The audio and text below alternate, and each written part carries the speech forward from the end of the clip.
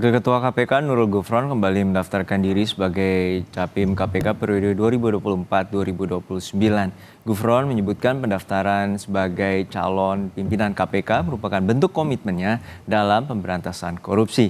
Saat menjadi Wakil Ketua KPK, Gufron tersandung pelanggaran etik soal penyalahgunaan pengaruhnya di balik mutasi pegawai di Kementan. Selamat siang. Om Swastiastu, Namo Mengucap Buddhaya, Salam. Bismillahirrahmanirrahim. Saya turut serta mendaftarkan diri sebagai calon pimpinan KPK periode 2024-2029. Ini adalah bagian dari komitmen saya untuk terus memberantas korupsi. Dan karenanya kami atas nama pimpinan KPK saat ini turut mengundang agar putra-putri terbaik bangsa Indonesia berbondong-bondong mendaftarkan diri menjadi bagian dari peserta calon pimpinan KPK. Terkait dengan proses seleksi Capim KPK dan Dewas KPK, sudah ada jurnalis Kompas TV Nanda Aprilia di Gedung KPK Jakarta. Nanda, hingga saat ini merupakan beban berat bagi pansel KPK karena periode saat ini banyak pimpinan KPK yang tersandung masalah etik. Lalu dari 525 pendaftar, apa saja latar belakang mereka?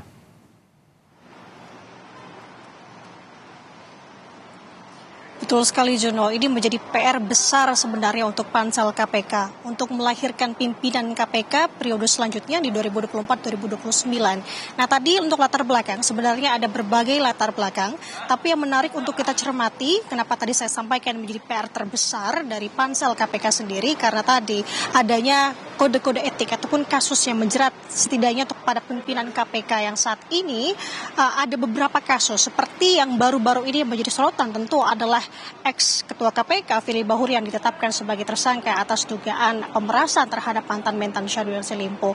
Kemudian juga ada kasus dari Lili Pintauli Siregar, wakil ketua KPK pada saat itu menjabat, yang terjerat persoalan etik. Dan juga ada kasus yang menjerat pimpinan KPK Nurul Gufron tersandung kode etik terkait dengan penyalahgunaan pengaruh di balik mutasi pegawai Kementerian Pertanian yang saat ini kembali menyalonkan menjadi calon pimpinan KPK di periode selanjutnya. Nah ini yang menjadi menarik karena menjadi tugas besar sebenarnya untuk pansel KPK memiliki standar setidaknya apa saja aspek yang menjadi penentu, karena beberapa pihak seperti tadi Nurul Gufron ini kembali mendaftarkan diri menjadi pimpinan atau capim KPK di periode selanjutnya. Kemudian apa standar-standar yang akan ditetapkan oleh pansel KPK.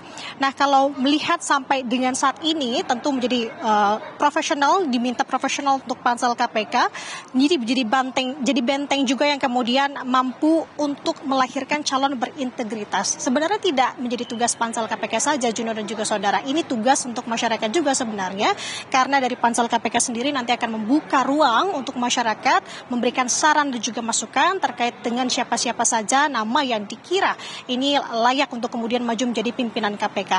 Nah tadi terkait dengan latar belakang siapa-siapa saja yang kemudian mendaftarkan menjadi capim KPK, ada dari pihak internal maupun juga eksternal KPK. Untuk pimpinan KPK sendiri tadi ya saya sudah singgung adalah Nurul Gufron yang kembali mencalonkan mendaftarkan menjadi capim KPK. Kemudian juga ada nama Johanis Tanak selaku wakil ketua KPK, dan juga ada dari pihak Deputi Pencegahan dan Monitoring KPK Pahala Nainggolan. Tidak hanya dari internal, ada juga dari eksternal KPK, Juno dan juga saudara, seperti ada dari nama mantan Menteri SDM Sudirman Said yang juga mendaftar sebagai capim KPK. Kemudian ada 4 mantan pegawai KPK yang terdiri dari Heri Murianto, Giri Supradiono, Hotman Tambunan, dan juga Arin Martanti Kusniar.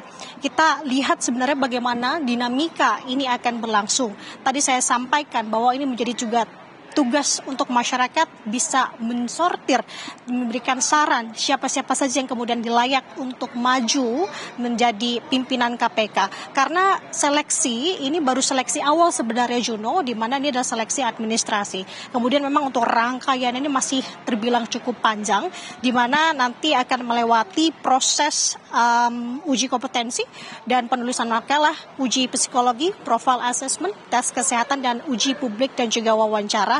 yang kemudian seleksi akhirnya akan berada di presiden yang kemudian akan berikan nama-nama tersebut diserahkan kepada DPR. Artinya ini masih cukup panjang juga, tapi yang menarik untuk kita cermati selain tadi ada nama-nama yang sebenarnya di pimpinan KPK ini bermasalah kemudian mendaftarkan kembali untuk Capim KPK di periode selanjutnya adalah melihat dari pendaftar di Capim KPK sendiri yang kian menurun. Kita kalau mengutip apa yang disampaikan pemberitaan dari Harian Kompas begitu ya, melihat dari 2 periode ke belakang, setidaknya di tahun 2015 sampai 2019 pada saat itu ada sekitar 500 pendaftar untuk Capim KPK.